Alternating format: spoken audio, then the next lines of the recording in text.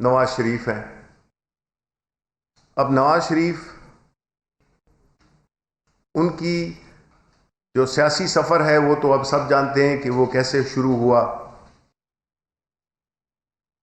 ہم یہ بھی جانتے ہیں کہ انہوں نے اپنی سیاسی زندگی میں جو پہلی دفعہ چھرا گھونپا وہ جنیجو صاحب کو تھا، جنیجو مرحوم کو تھا، جس میں کہ انہوں نے چھرا گھونپ کے اور ساز باز کر کے اقتدار میں آ گئے. پھر انہوں نے جنرل ضیاء کے مشن کو آگے بڑھانے کی کوشش کی اور اس میں جو ان کا کردار رہا وہ بھی سب کے سامنے ہے. پھر بی بی شہید کے خلاف آئی جی آئی کے پلیٹ فارم سے کیا کیا القابات سے ان کو نوازا گیا، غداریوں کے سرٹیفکیٹ بانٹے اور مخالفین کو انگریزوں کے کتے نہلانے کی بات کی.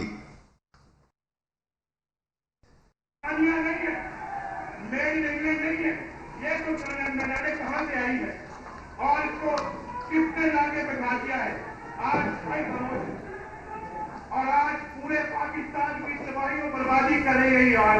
اور میں آپ کو بتا دیتا ہوں، سن لو میری بات. اسمبلی میں جب ہم نے بات کی تو کیش کھانے کا تم نے یہ بات کہی تھی بینری بھٹو کہ تم نے ہندوستان کی مدد کی تھی ہندوستان کو ٹکڑے ٹکڑے ہونے سے بچانے کے لیے، اور سکھوں کے خلاف تم نے ان کی مدد کی تھی. کہتی ہاں میں نے مدد کی تھی اور میں نے جو کہا میں نے سچ کہا. میں آج بھی کہتی ہوں میں نے مدد کی. ہم یہ برداشت نہیں کر سکتے. اور مجھے بینری بھٹو اور فاروق لغاری 11 ستمبر تک استعفا دے. یہ مطالبہ آپ کا بھی مطالبہ ہے یا نہیں ہے؟ یہ پوری قوم کا ان کی صدارت کے منصب کے اوپر بیٹھا ہوا ہے. یہ پاکستان کا سب سے بڑا بدجانب انسان ہے اور انگریزوں کے کتے لڑانے والے لوگ ہیں. انگریزوں کے کتے لڑانے والے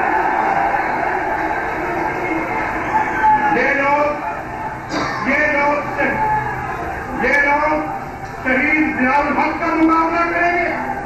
یہ لوگ، یہ پاکستان کے غدار جن کو وہ شہید کہتی اپنے باپ کو، اس نے پاکستان کے 2 ٹکڑے کیے ہوئے، مجھے بطور کسی کھاتے میں نہیں آیا تھا. بلاول بھٹو شاید یہ بھول گئے ہیں کہ موصوف نے ان کی والدہ کے ساتھ جب وہ وزیر اعظم تھی اور یہ وزیر اعلیٰ پنجاب تھے کس قسم کا سلوک روا رکھا، کس طرح سے ان کے بارے میں پارلیمنٹ میں گندی زبان استعمال کی جو کہ میں یہاں پہ کہہ بھی نہیں سکتا. اس کے بعد ان کو جس طریقے سے مقدمات میں پھنسایا، احتساب الرحمان کے ذریعے مختلف شہروں میں مقدمے درج کرائے، اور کس طرح سے جیلوں کے باہر تھڑوں پہ بٹھایا گیا بے نظیر اور ان کے بچوں کو جب وہ اپنے والد کے ساتھ ملاقات کے لیے جاتے تھے. کس نے کٹوائی آصف زرداری کی زبان؟ یہ وہ لوگ ہیں جنہوں نے پیپلز پارٹی اور آصف علی زرداری کو مسٹر 10% کا خطاب انہوں نے دیا. آج یہ لوگ انہی کو آفر کر رہے ہیں اور ان کے بارے میں جو انہوں نے باتیں کی وہ آپ کے سامنے. آپ اس کی وہ دکھا سکتے ہیں یا ابھی اس کا ہے؟ ٹھیک ہے.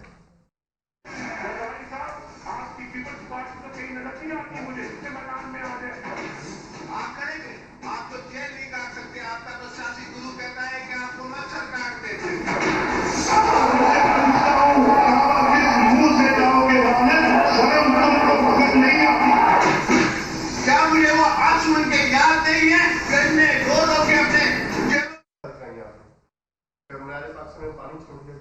دیکھیں جی، پانی چھوڑنے کی جب ہم نے یہ کہہ دیا ہے کہ ہماری طرف سے کوئی رکاوٹ نہیں ہوگی، تو ہماری طرف سے کوئی رکاوٹ نہیں ہے وہ غیر قانونی کام جو کرنے جا رہے ہیں۔ اب کسی جگہ پر مینار پاکستان تو ایک بہت بڑی جگہ ہے، مجھے نہیں معلوم کہ یہ پانی جو ہے تو کس حد تک ان کے جلسے کو روک سکتا ہے، لیکن میں ذاتی طور پہ سمجھتا ہوں کہ یہ کوئی اتفاقی یا کوئی ایڈمنسٹریٹو چکر ہوگا، اس کی کوئی اہمیت ہے نہیں بالکل۔ اور دوسری بات یہ ہے کہ جو کمٹمنٹ ہوتی ہے تو پھر اس میں یہ نہیں دیکھتے ہیں کہ جی پانی ہے، وہ تو بارش بھی ہو سکتی ہے اور کچھ بھی ہو سکتا ہے۔ یہ نہ بہانہ بنایا جائے کہ چونکہ پانی چھوڑ دیا تھا اس لیے لوگ نہیں آئے۔ بہت پیچھے کر دیا، اس ملک کے خزانے کو خالی کر دیا، اداروں کو کھوکھلا کر دیا، اور الیکشن ہو تو اگر یہ ہار جائیں تو ٹھیک نہیں ہے، اور اگر جیت جائیں تو الیکشن ٹھیک ہے۔ یہ ایک ماضی کا ایک وہ سیاہ دور ہے جس کو کہ پاکستان کے عوام اب دوبارہ ریپیٹ نہیں کرنا چاہتے۔ ابھی انہوں نے استعفوں کا اعلان کیا ہے۔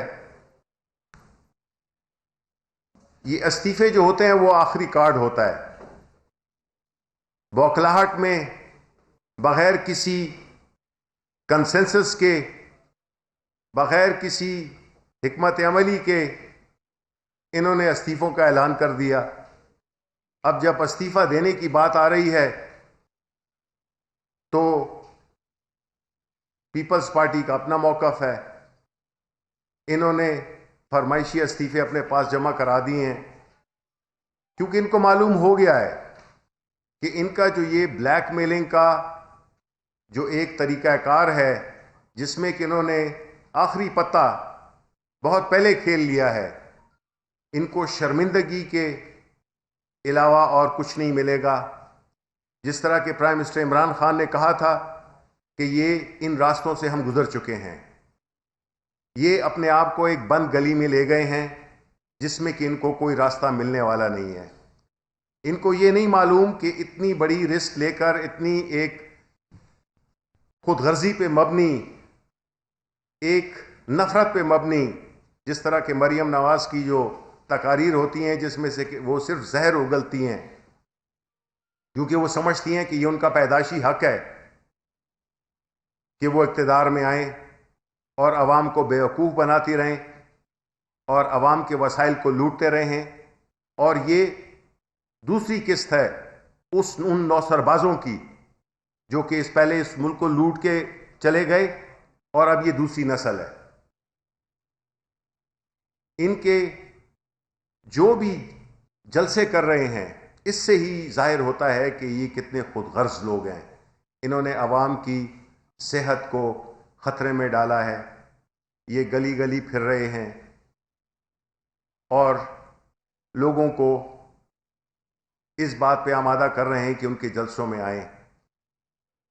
کورونا جیسی صورتحال میں بھی ان کو کچھ پرواہ نہیں ہے، اتنے اقتدار کی کشش میں اتنے اندھے ہو چکے ہیں کہ ان کو کسی چیز کی پرواہ نہیں ہے کہ لوگوں کے ساتھ ہوگا کیا، ملک کے غریبوں کے ساتھ کیا ہوگا، معیشت کے ساتھ کیا ہوگا، اور کتنی تکلیف ہوگی ہمارے ملک کے اندر۔